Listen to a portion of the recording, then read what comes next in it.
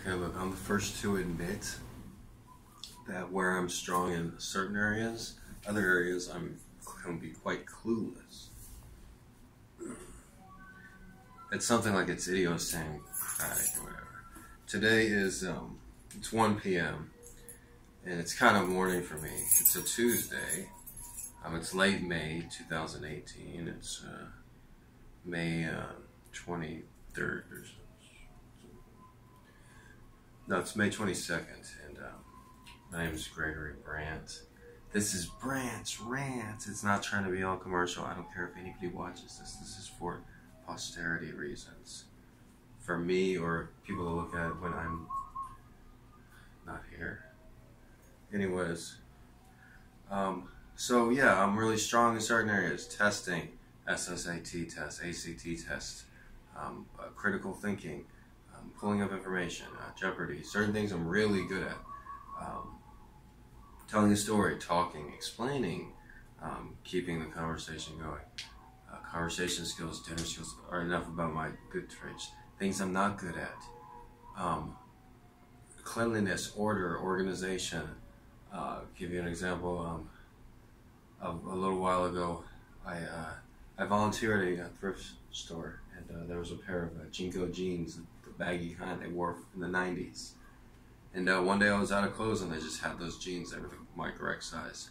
And so I wore them. I just didn't think it'd be a big deal. I go to the mall. People are nostalgic, are they not? I get to the mall and it's like total chaos. Like people are like, what? Look what that guy's wearing. You know, then I turn around. I feel like somebody's following me. I turn around. There's just like this cop. It's like, shh, I got a man wearing Jinko jeans. Over. I'm going to need backup on this one. I think he's from a time machine or he lost his mind. He must have escaped and he doesn't know the fashions, you know. And it was just upsetting.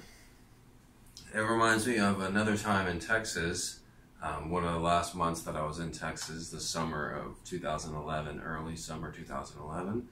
I was living in my Mazda Protege. It was one of the hottest summers on record. I didn't have air conditioning, and I was just always sweaty and nowhere to shower or anything like that. I actually showered with a hose at that point. But one day I woke up and extremely dirty, had no clean clothes. And I drive by like a Goodwill, and I notice a black trash bag outside.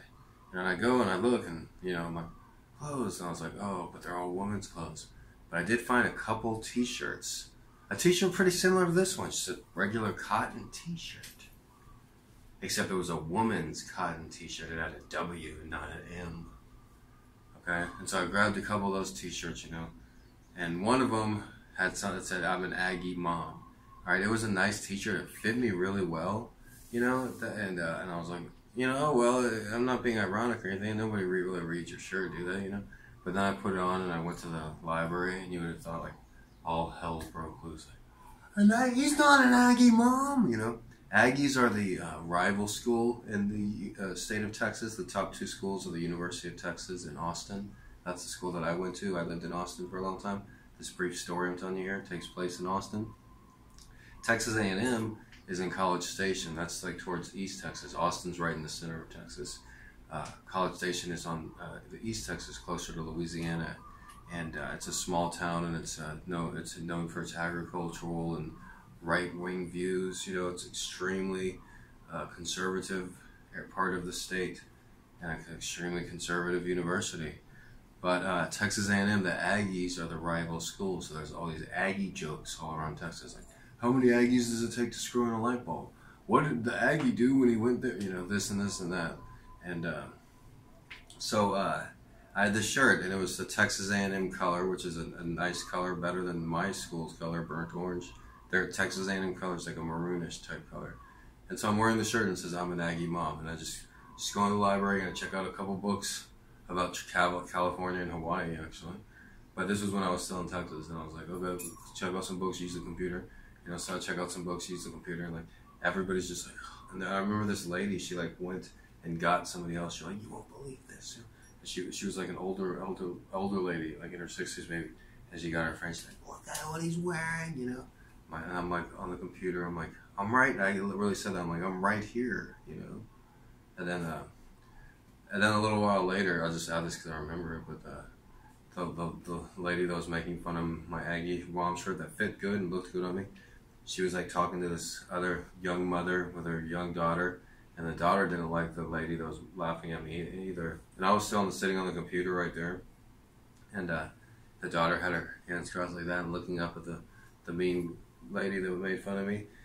And then the lady was like, "Oh, what you have such a precarious young child."